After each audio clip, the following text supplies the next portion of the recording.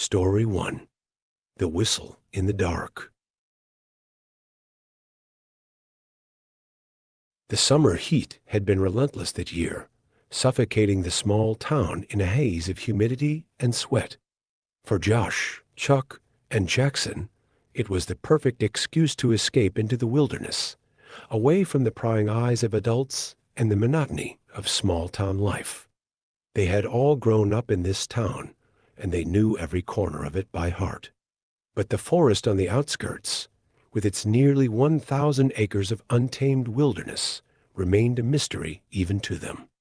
It was a Friday evening when the idea first came up.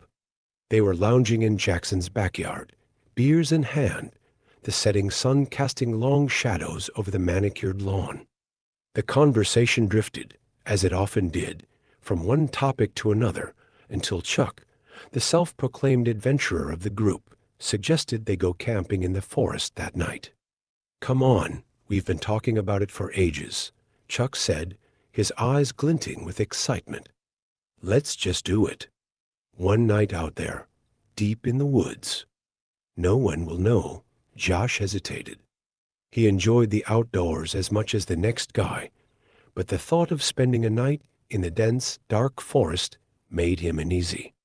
Jackson, on the other hand, was immediately on board. "Let's do it," Jackson said, grinning. "I'll bring the drinks. It'll be like a mini-adventure," and so it was decided. They packed up their gear tents, sleeping bags, and enough alcohol to last them through the night, and piled into Jackson's beat-up car.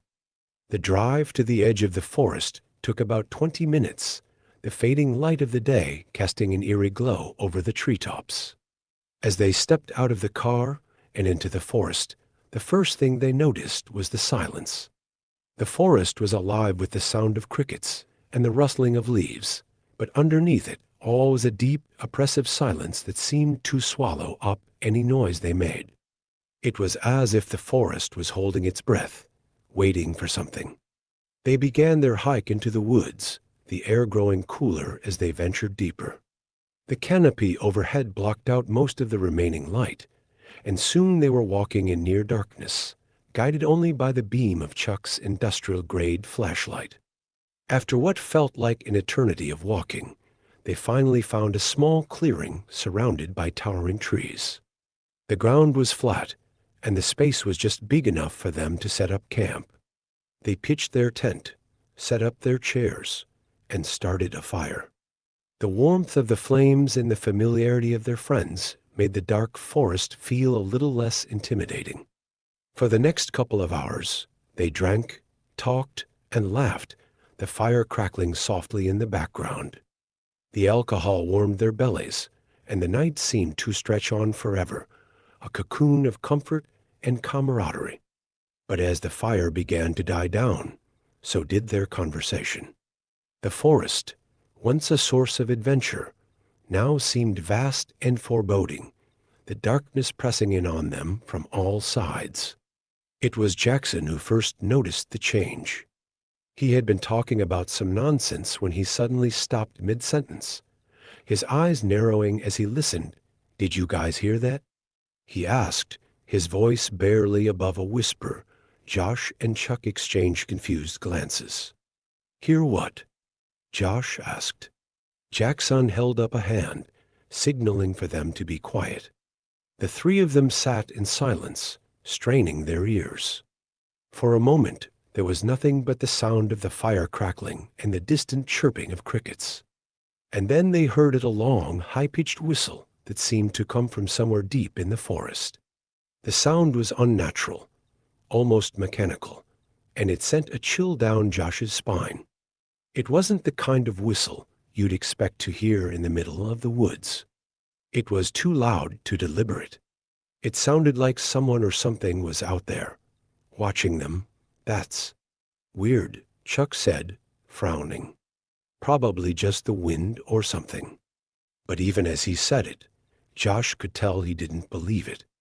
The whistle had been too clear, too purposeful. It wasn't the wind, and it wasn't an animal. It was something else. They sat in uneasy silence for a few minutes, waiting to see if the sound would come again. When it didn't, they tried to resume their conversation, but the mood had shifted. The forest, once a place of adventure, now felt hostile, as if it were closing in on them. As they talked in hushed tones, trying to shake off the eerie feeling, something small and fast flew through the air and landed in their campfire. The fire crackled and popped as sparks flew up into the night sky. It took a moment for Josh to realize what had happened. A firecracker had been thrown into their campfire. The explosion of sparks sent them all jumping to their feet, adrenaline surging through their veins. Chuck, always the quickest to react, grabbed his flashlight and bolted into the darkness, shouting for the others to follow him. Jackson and Josh scrambled to keep up, the alcohol in their systems making their movements clumsy and uncoordinated. They ran through the forest, the beam of Chuck's flashlight bouncing wildly as they ducked under branches and leaped over fallen logs. The forest was a maze of shadows, every tree looking the same as the one before it. Josh's heart pounded in his chest as he tried to keep up with Chuck, his mind racing with fear and confusion. Who had thrown the firecracker? And why? Finally, after what felt like an eternity, they stopped running, gasping for breath. Chuck swung the flashlight around, illuminating the dense underbrush around them. The forest was silent again, but the silence was different this time, heavier, more oppressive. "Did you see anyone?" Jackson panted, his voice trembling. Chuck shook his head, his eyes wide with fear. "No, I didn't see anything." They stood there for a moment, trying to catch their breath, their ears straining for any sign of movement. But there was nothing. The forest, it seemed, had swallowed up whoever or whatever had been watching them. "We need to go back," Chuck said finally, his voice low. "We left all our stuff back there. The fire's still going. We can't just leave it."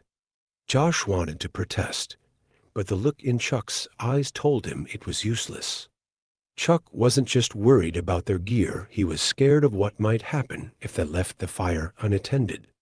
In a forest this dense, a stray spark could easily start a wildfire, and they'd be miles away from any help. Reluctantly, they started back towards the campsite, moving as quietly as possible. The forest seemed even darker now, the trees looming like sentinels in the night. As they approached the clearing, they could see the faint glow of the fire through the trees. But as they drew closer, they realized something was wrong. There, sitting around their fire, were three figures. They were motionless, their faces turned towards the flames, but their expressions were blank, lifeless. They were dressed in the clothes Josh, Chuck, and Jackson had left behind, and for a horrifying moment, Josh thought they were looking at their own corpses. The sight was so surreal, so terrifying, that it took a moment for Josh's brain to process what he was seeing. The figures weren't human, they were mannequins, dressed in their clothes, positioned exactly as they had been sitting just moments before. "Jesus Christ," Jackson whispered, his voice barely audible. Before they could react, the fire suddenly went out, as if someone had thrown a blanket over it. The darkness was immediate and absolute, and in that instant, they knew they weren't alone in the forest. They turned and ran, their fear driving them faster than they had ever run before. The trees blurred around them as they sprinted through the forest, the sound of footsteps crashing behind them. But no matter how fast they ran, the footsteps seemed to stay right on their heels, relentless and unyielding. By the time they burst out of the forest and onto the road, they were drenched in sweat, their breaths coming in ragged gasps. They didn't stop running until they reached Jackson's car, and even then, they didn't feel safe. They jumped into the car, slammed the doors shut, and sped away, not daring to look back. The drive back to town was silent, each of them lost in their own thoughts. The events of the night played over and over in Josh's mind, a surreal nightmare that didn't seem real. But the fear, the adrenaline, the pounding of his heart, they were all too real to ignore. When they finally made it back to town, they agreed not to tell anyone what had happened. They would go back in the morning, retrieve their gear, and try to pretend that nothing had happened. But deep down, Josh knew that he would never set foot in that forest again. The next day, as they approached the campsite in the harsh light of day, the clearing looked different, less menacing, more mundane. The mannequins were gone, as was any trace of the fire. The only sign that anything had happened at all was the smell of putrid, rotting stench that emanated from Chuck's tent. When they unzipped the tent, they found the source of the smell a dead, rotting rat, its body twisted and bloated with decay. It was a grim reminder of the night before, a final warning from whatever had been out there in the dark. They packed up their gear in silence, each of them trying to process what had happened. As they left the forest for the last time, Josh couldn't shake the feeling that they had escaped something terrible, something that would have claimed them if they had stayed even a moment longer. Years later, the memory of that night still haunted Josh. The forest, once a place of adventure and freedom, had become a place of nightmares, a dark, impenetrable void that hid unspeakable horrors. And though he never spoke of it again, the fear remained, a shadow that followed him wherever he went, a constant reminder that some things are better left in the dark.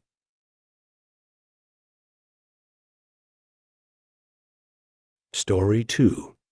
The Man at the Park. David had always found solace in fitness. It was his escape from the harsh realities of life, a life filled with financial struggles, a strained relationship with his parents, and the suffocating weight of expectations. At 24, he had learned to navigate the rough waters of adulthood with a mix of resilience and stubbornness. When things got too tough, he'd head to the local park, where a small rusted workout facility stood like a forgotten relic. The park was his sanctuary, especially at night when the crowds had long gone, leaving him alone with his thoughts and the peaceful sounds of the night. It was one of those particularly hot summer nights when the air felt thick with humidity, and the heat lingered long after the sun had set. David had just had another argument with his parents, one of many that seemed to define their relationship lately. The tension in the house had become unbearable, so he grabbed his keys and decided to head to the park to blow off some steam. The park was only a 10-minute drive away, situated on a hill that overlooked the downtown area. It was a beautiful spot, especially at night when the city lights twinkled like stars in the distance. But more than the view, it was the solitude that drew David there. The park had a certain stillness at night, a quiet that allowed him to clear his mind and focus on his workout. As he pulled into the nearly empty parking lot, David noticed that his was the only car there. He preferred it that way. The fewer people around, the better. He got out of his car and breathed in the warm, humid air, letting it fill his lungs as he made his way to the workout area. The old metal bars were still warm from the day's heat, and as he gripped them, the rough texture dug into his palms, a sensation he had grown to appreciate over the years. David wasn't the type to count reps. He worked out until he couldn't anymore, letting his body dictate the rhythm. The repetition was comforting, the physical exertion a way to drown out the noise in his head. After a few sets of pull-ups, David took a break to stretch his arms, feeling the satisfying burn of his muscles. It was during one of these breaks that he first felt the unmistakable sensation of being watched. He had been lost in thought, staring out at the city below, when a prickle of unease crept up his spine. He turned his head, and there, standing just a foot away from him, was a man. David's reaction was immediate and instinctive. He jumped back, a startled yell escaping his lips as his heart leaped into his throat. The man didn't move, but a wide, raucous laugh erupted from his throat, the sound grating and unnerving. "Sorry, man. Didn't mean to scare you," the man said, his voice raspy and rough. David's eyes quickly scanned the man's appearance. He was tall and lanky, his clothes dirty and worn, hanging off his frame like they belonged to someone else.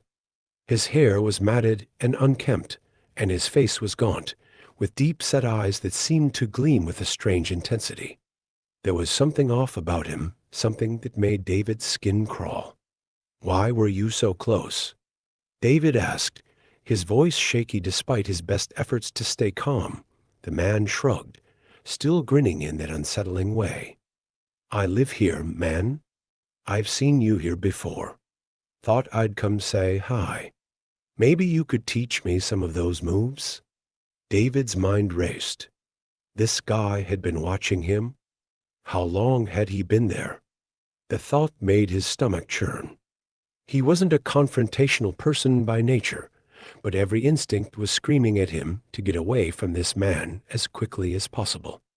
I'm just gonna finish up my workout and head out," David said, trying to keep his tone neutral. He didn't want to provoke the man, but he also didn't want to stick around any longer than necessary. The man didn't respond.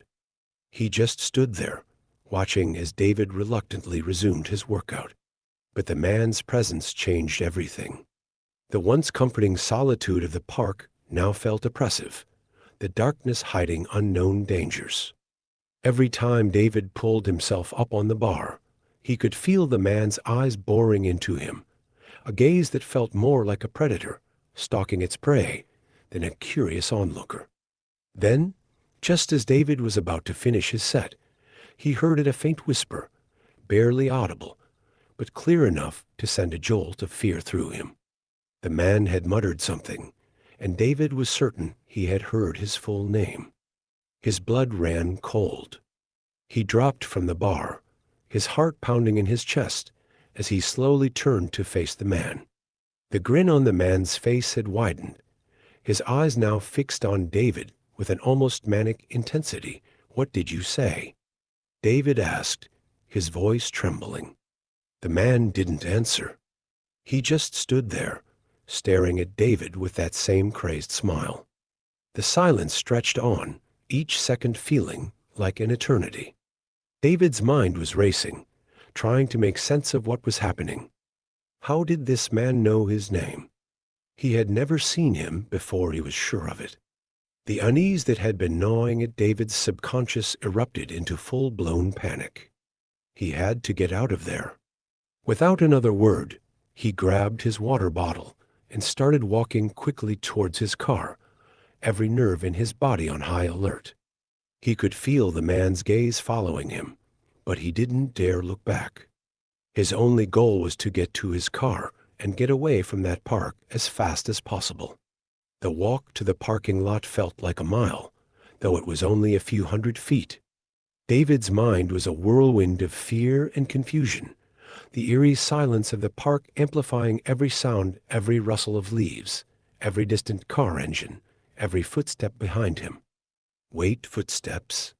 David's heart skipped a beat. He wasn't imagining it. There were footsteps behind him, slow and deliberate. He quickened his pace, his car now in sight, but the footsteps matched his speed, growing closer with each step. He could feel the panic rising, his breaths coming in short, frantic gasps as he fumbled for his keys.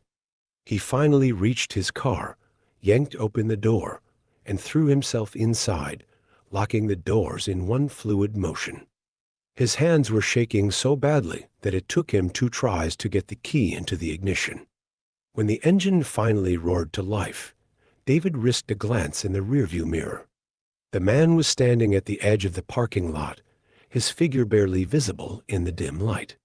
But even from that distance, David could see the man's expression still smiling, still staring, as if he knew something David didn't. David didn't wait to find out what it was. He slammed the car into gear and peeled out of the parking lot, the tires screeching as he sped down the winding road that led back to town. His mind was in overdrive, replaying the encounter over and over, trying to make sense of what had just happened. But no matter how many times he went over it, the one question that he couldn't shake was how the man had known his name. The drive home was a blur, his thoughts a chaotic mess of fear and paranoia. When he finally pulled into his driveway, he sat in the car for a long moment, trying to calm his racing heart.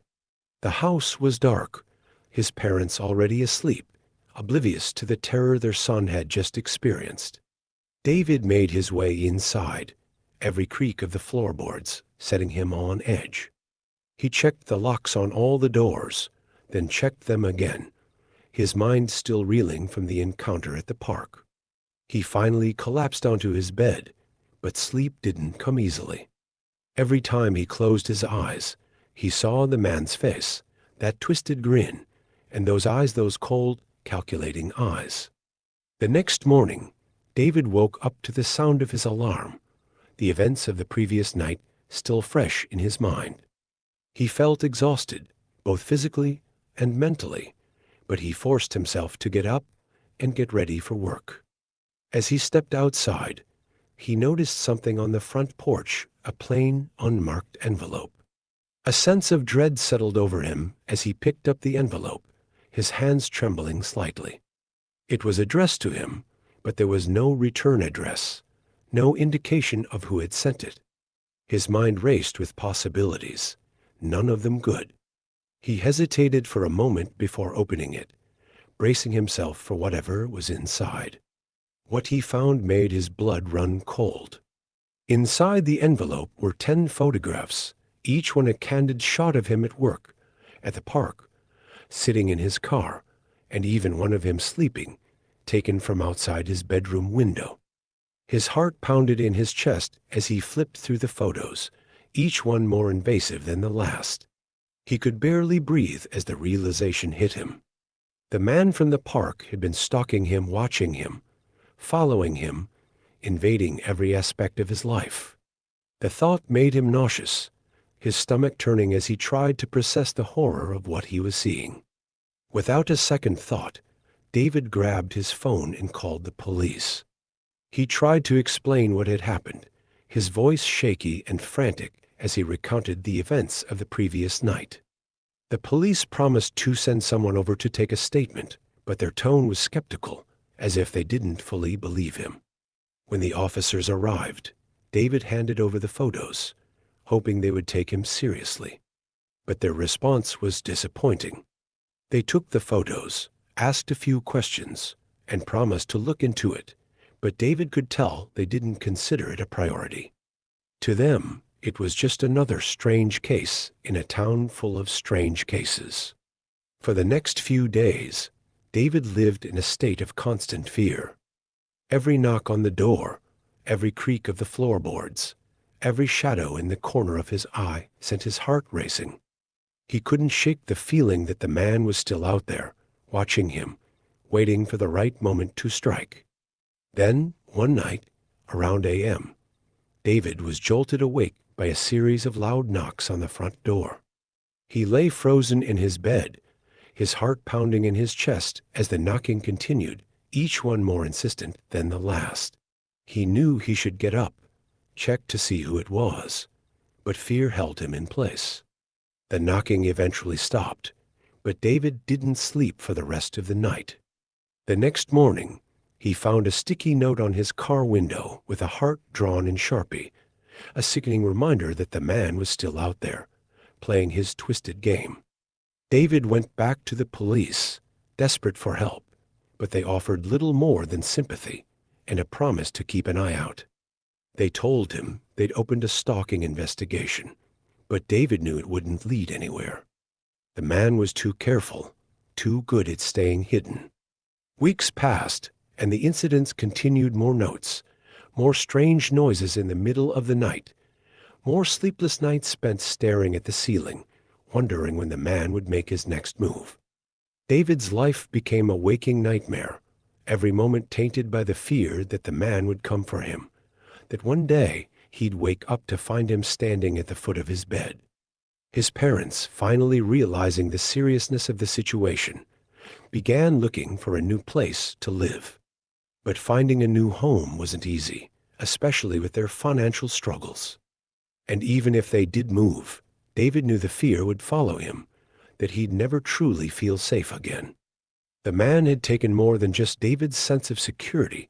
He had taken his peace of mind, his ability to live without looking over his shoulder, his trust in the world around him. And as much as David wanted to believe that it would end, that the man would eventually get bored and move on, a part of him knew that the nightmare was far from over.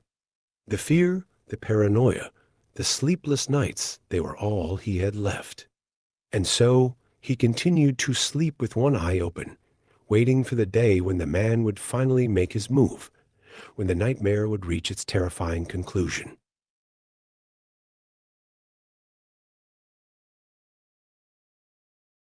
Story 3. The Party on the Roof. Mark had never been much of a social butterfly. The idea of attending parties, especially ones filled with strangers, was more anxiety-inducing than exciting. But when his friend Philip invited him to a house party on a hot summer evening, Mark found himself agreeing to go. It wasn't that he was eager for the company. He just didn't want to be alone with his thoughts that night. The plan was simple. Mark would drive to the party on his own, since Philip was coming from another direction. The house was in a neighboring town, a place Mark wasn't very familiar with, but he had the address, and the directions seemed straightforward enough. As he drove through the winding suburban streets, Mark couldn't shake the feeling that he should have just stayed home. But by the time he pulled onto the street where the party was being held, it was too late to turn back. He could already hear the muffled thump of music as he parked his car and stepped out into the warm night air. The house was an older, sprawling two-story, set back from the road behind a row of tall, swaying trees. Lights spilled out from the windows, and the front yard was dotted with groups of people chatting and laughing, red solo cups in hand. Mark hesitated for a moment, his nerves getting the better of him, but then he forced himself to walk up the front steps and knock on the door. The door swung open almost immediately, and Mark was greeted by a tall, broad-shouldered guy with a friendly smile and a beer in his hand. "Hey, you made it," the guy said, clapping Mark on the shoulder. "I'm Randy, the host. Come on in." Mark mumbled a greeting, trying to match Randy's enthusiasm, but his discomfort must have shown on his face. Randy chuckled and gave him a reassuring grin. "Don't worry, man. It's all good vibes here. Grab a drink and make yourself at home." Mark nodded, his tension easing slightly as Randy led him inside. The house was packed with people, some dancing, others chatting in small groups. The music was loud, but not so loud that you couldn't hold a conversation. It wasn't as overwhelming as Mark had feared, and after a few minutes of wandering around, he started to relax. He grabbed a beer from the kitchen and found a spot in the living room where a few people were playing a drinking game. They invited him to join, and although Mark wasn't great at these kinds of games, he figured it was a good way to blend in. As the night wore on, he found himself actually enjoying the party. The people were friendly, the music was good, and the beer was cold. It was a much-needed distraction from the loneliness that had been gnawing at him lately. It was getting close to a.m., and the party showed no signs of slowing down. Mark was feeling the effects of the alcohol. His head was spinning slightly, and his stomach was starting to feel uneasy. He decided it might be a good idea to find a quiet place to catch his breath and let the nausea pass. Mark excused himself from the group and headed upstairs, hoping to find a bathroom. The house was deceptively large, with a maze of hallways and doors, each leading to a different room. He passed by several bedrooms, all occupied by people who had either passed out or were deep in conversation. But every bathroom he found was occupied. Frustrated, Mark continued wandering, his nausea growing worse with each step. He finally reached the top floor, where he found a door at the end of a narrow hallway. It looked different from the others, more like an attic door than a regular room. Desperate for privacy, he decided to check it out. The door creaked loudly as he pushed it open, revealing a small, dusty room filled with old furniture and cardboard boxes. It was definitely an attic, and it hadn't been used in years. The only light came from a small, dirty window in the far corner, through which the moonlight streamed in, casting long shadows across the room. Mark stumbled over to the window and opened it, hoping the cool night air would help clear his head. The breeze washed over him, bringing with it the sounds of the party below and the distant hum of the city. He leaned out of the window, his nausea beginning to subside as he took in deep breaths of the fresh air. For a moment, Mark considered just staying there for the rest of the night, away from the noise and the chaos downstairs. The quiet, combined with the gentle breeze, was almost hypnotic, lulling him into a state of relaxation that he hadn't felt in weeks. But then he heard a faint noise that sent a chill down his spine. Footsteps. Not coming from inside the house, but from the roof itself. Mark froze, his breath catching in his throat as he strained to listen. The footsteps were slow, deliberate, moving across the roof with a careful, measured pace. His first thought was that it must be another partygoer, someone who had the same idea as him and had climbed out onto the roof for some fresh air. But as the footsteps grew closer, Mark realized that wasn't the case. There was something unsettling about the way they sounded, too heavy to calculate it.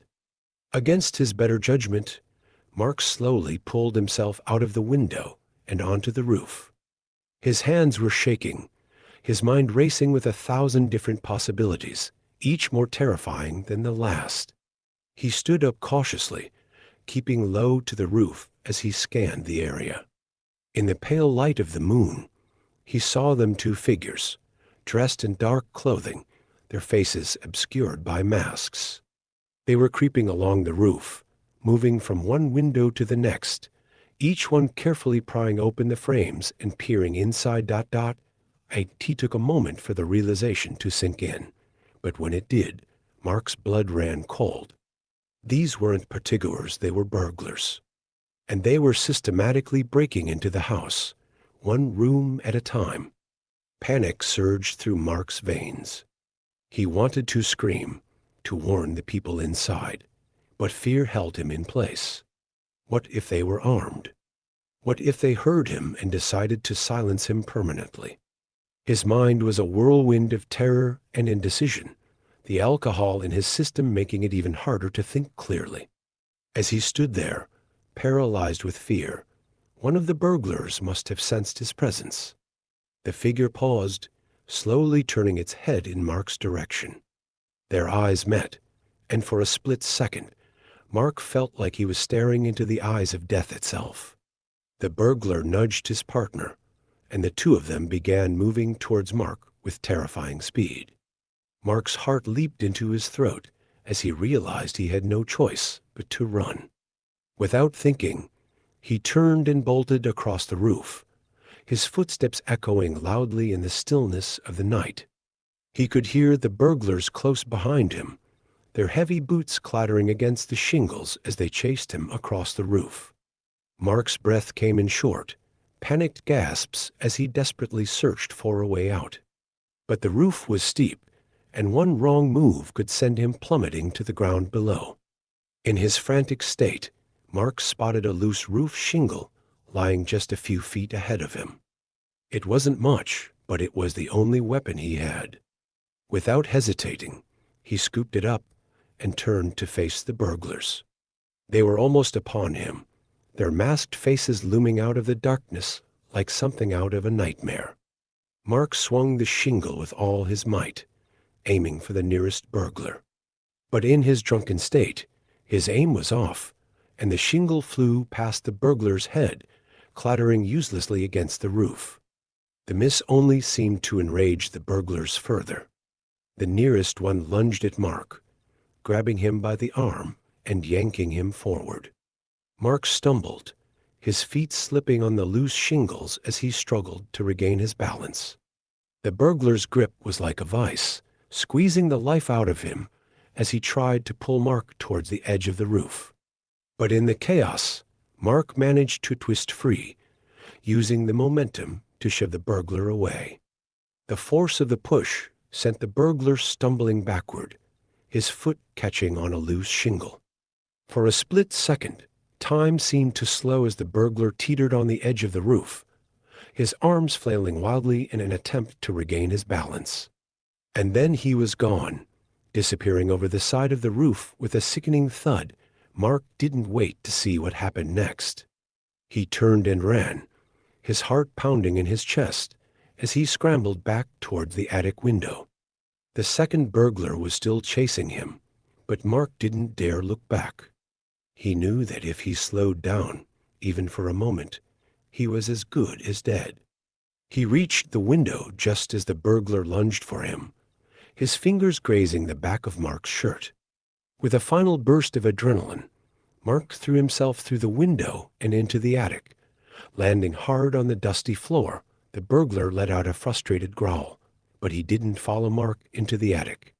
Instead, Mark heard the sound of hurried footsteps as the burglar fled, disappearing into the night. For a moment, Mark just lay there, gasping for breath, his body trembling with fear and exhaustion. He had narrowly escaped death, and the reality of what had just happened was slowly starting to sink in, but there was no time to rest. He had to warn the others. Mark forced himself to his feet and stumbled down the attic stairs, his legs feeling like jelly as he made his way back to the party. The music was still blaring, and the guests were oblivious to the danger that had just passed over their heads. Mark found Randy in the living room, laughing and chatting with a group of friends. He pushed his way through the crowd, his voice trembling as he grabbed Randy's arm. "Randy, you need to call the police," Mark gasped. "There were burglars on the roof. I saw them. They were trying to break in." Randy's face went from amusement to shock in an instant. "What? Are you serious?" Mark nodded, his hands still shaking. They chased me. One of them fell off the roof, but the other one got away." Randy didn't waste any time. He grabbed his phone and dialed 911, the seriousness of the situation wiping the smile from his face. The partygoers, sensing that something was wrong, began to quiet down, the festive atmosphere quickly turning to one of concern. Within minutes, the police arrived, and the party came to an abrupt end. Guests were asked to leave as the officers began questioning everyone who had been there. Mark recounted his story to the police, his voice still shaky as he described the burglars and the chase across the roof. The officers took Mark's statement seriously, recognizing the gravity of the situation. They asked him to describe the burglars in as much detail as he could, but given the darkness and the fact that they were masked, Mark could only provide vague descriptions. Still, the fact that one of the burglars had fallen from the roof meant there might be evidence or even a body to recover. The police immediately went to check the perimeter of the house, shining their flashlights over the lawn and the area around the house. Mark, Randy, and a few others watched from the porch, the tension thick in the air. When one of the officers called for backup, Mark's heart sank. He knew they had found something. Minutes later, they heard the crackle of a police radio, and soon after, the eerie wail of an ambulance siren cut through the night. Mark felt a knot of fear tighten in his stomach. This was real. Someone had died because of him, because he had been at the wrong place at the wrong time. An officer approached the group on the porch, his expression grave. "We found the body of one of the suspects behind the house. He fell from the roof and didn't survive the impact. The other suspect is still at large, but we'll be conducting a thorough search of the area. We'll need to take statements from everyone who was inside the house tonight." Mark nodded numbly, barely processing what the officer was saying. His mind was racing, replaying the events of the night over and over. The face of the burglar, the one who had grabbed him, who had fallen to his death, was seared into his memory. And the other one, the one who had escaped. He was still out there somewhere. The police took Mark's statement again, this time with more detail, and they assured him that they would increase patrols in the area to ensure everyone's safety. Randy, still shaken, but trying to keep calm for everyone else, thanked the officers and promised to cooperate fully with the investigation. As the night wore on and the crowd of partigoers dwindled, Mark found himself sitting on the porch steps, staring blankly at the ground. Randy came out and sat beside him, handing him a fresh beer, though neither of them felt much like drinking. Hell of a night, huh? Randy said quietly, trying to break the silence. Mark nodded, still lost in thought.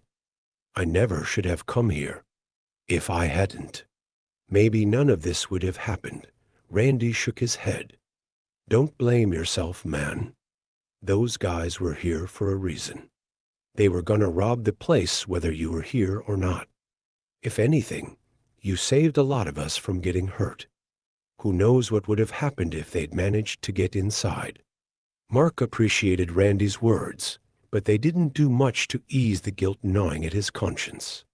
Yeah, but someone's dead because of me, Randy sighed, placing a hand on Mark's shoulder. That's on them, not you.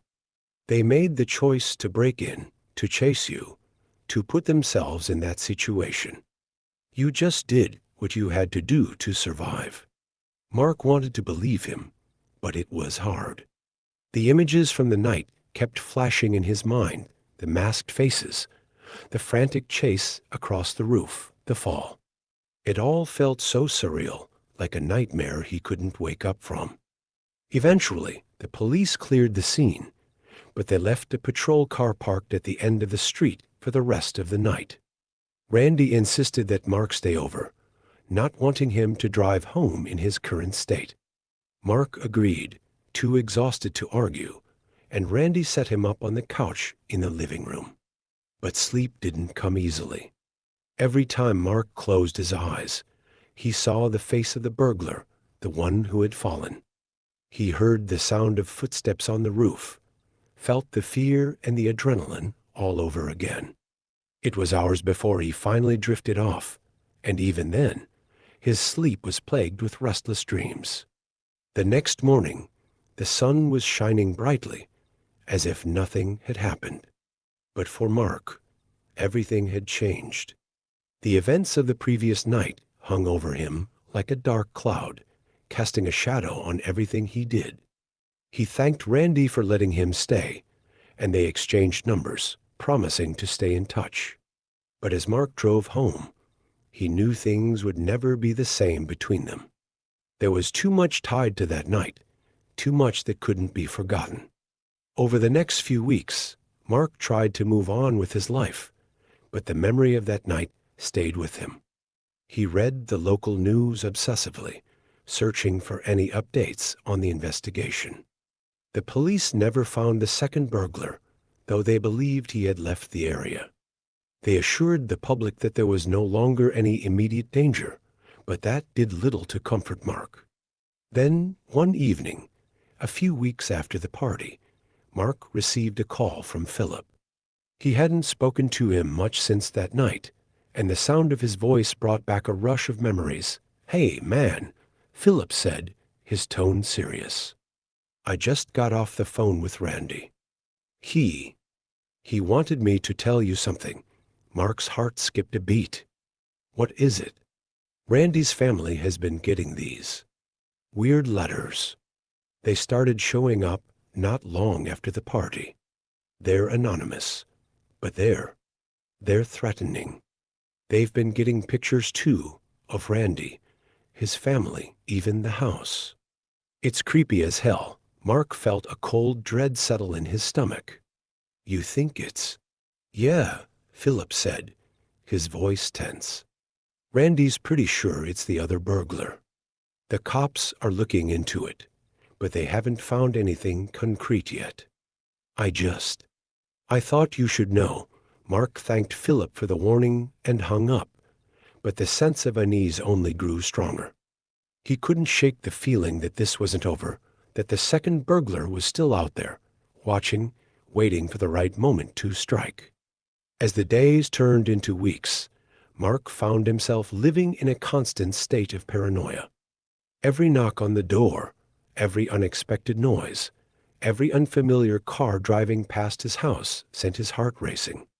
He started carrying a knife with him at all times, sleeping with it under his pillow, just in case. Then, one night, Mark was jolted awake by the sound of something tapping against his bedroom window. His heart leaped into his throat as he reached for the knife, his hands trembling as he held it out in front of him. He crept towards the window, his breath coming in short, shallow gasps. When he pulled back the curtain, his blood ran cold. There, stuck to the outside of the glass, was a small, crumpled piece of paper. Mark's hands shook as he opened the window and pulled it inside. The paper was damp from the night air, the ink smudged, but the message was still clear. It was a single sentence written in shaky, scrawling letters. "You took something from me. Now I'll take something from you." Mark's heart pounded in his chest as he reread the message over and over, the implications sinking in. He knew exactly who it was from, and he knew what it meant. The second burglar hadn't forgotten about him, and he hadn't forgiven him for what had happened.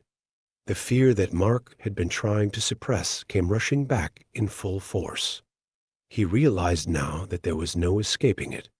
The burglar was still out there, and he was coming for him. Mark didn't sleep that night, and he knew he wouldn't sleep for a long time. The nightmare wasn't over. It had only just begun.